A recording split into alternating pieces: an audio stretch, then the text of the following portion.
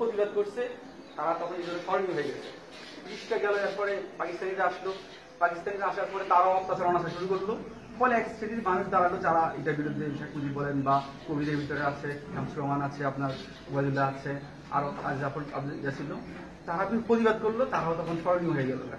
কিন্তু স্বাধীনতার পরে মনে হয় আমরা বাঙালিরা, বাংলাদেশি মানুষেরা মনে হয় কিছুটা স্বস্তি পেয়ে গেছি। হ্যাঁ, সব ক্ষেত্রে আমাদের হয়তো আমরা যেটা চেয়েছিলাম, একটা সামাজিক ন্যায় বিচার, সামাজিক নিরাপত্তা, সেগুলো আমরা পাই গেছি। সেজন্য মনে হয় এখন আর সেরকম প্রতিবাদী, সেরকম দেশের কল্যাণকামী মানুষের সংখ্যা কমে গেছে। কিন্তু আস্তে আস্তে মনে হয় সমাজ থেকে, সমাজের যে অর্থাৎ অনাচারের যে ইয়াটা, শোষণ নিপীড়নটা, সামাজিক যে অনাচার, অনিরাপত্তাটা, সেটা মানে আস্তে আস্তে বেরিয়ে আসতেছে।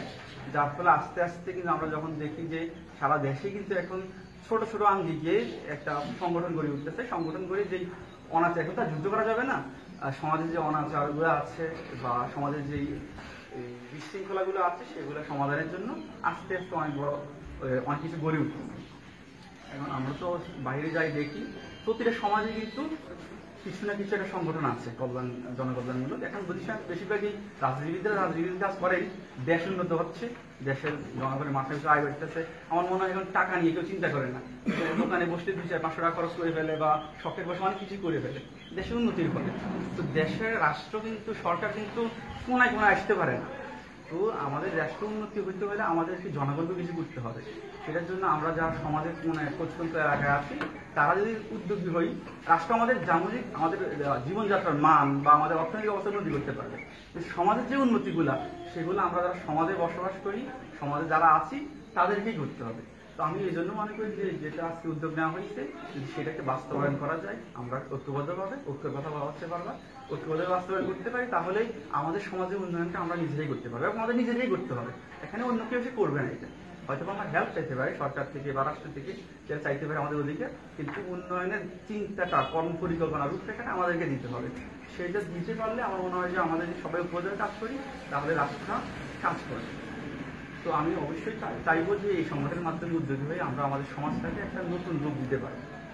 আর সংগঠন সম্বন্ধে যদি বলতে হয়, তাহলে আমরা আসলে অনেক কিছু করতে চাই, অনেক কিছু করতে চাই, অনেক কিছু করার চাওয়ার চাইতে পারা যায় না। তো আমরা অনেক কিছু না, আপনারা সবাই জানেন যে আমরা পশ্চিম পাড়াতে আমার বন্ধু তুহিন আছে, আমাদের আয়ুব কাকা আছে, জমি বসে আছেন, এদিকে আমাদের আগে ছিল, এখন নাই, মহসিন কাকা ছিল, মহিন ভাই ছিল, আমরা এদিকে আমাদের পশ্চিম পাড়া মোটামুটি আমরা জানি চিনি সবাইকে, রায়হান আছে, এখানে রাকিব আছে, হাসান আছে, মালেক আছে, আমার বাকি যে শাকিল, সবাই মোটামুটি অনেক ভালো মনের। তো তারা উদ্যোগী হয়ে একটা করছিল, এখানে পুরো গ্রাম থেকে ইনক্লুড করেন না এটাকে।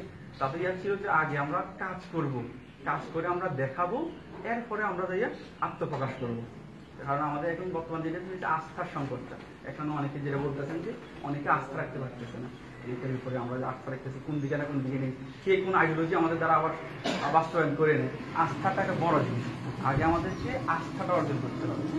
আস্থাটা অর্জন করতে হলে আমার মনে হয় যে বিশৃঙ্খল যে বা যেগুলো আমি আগেও বলছিলাম, মনে হয় যেগুলাতে বিতর্ক সৃষ্টি হবে, বিতর্কিত কাজ, সেগুলোকে বাদ দিতে হবে। আগে আমাদেরকে, আপনি যদি বলেন যে আমি সমাজে উন্নয়ন করতে চাই, তাহলে সমাজে উন্নয়নের যে সকল ক্ষেত্রগুলো আছে যেগুলোতে কোনো সৃষ্টি হবে না, বিশৃঙ্খলা সৃষ্টি হবে না, কেউ এটাকে প্রশ্ন করবে না, যে সার্বঙ্গিক মঙ্গলের জন্য সেই কাজগুলো যদি করেন, তাহলে আমার মনে হয় যে তাহলে আস্থাটা আগে আসবে।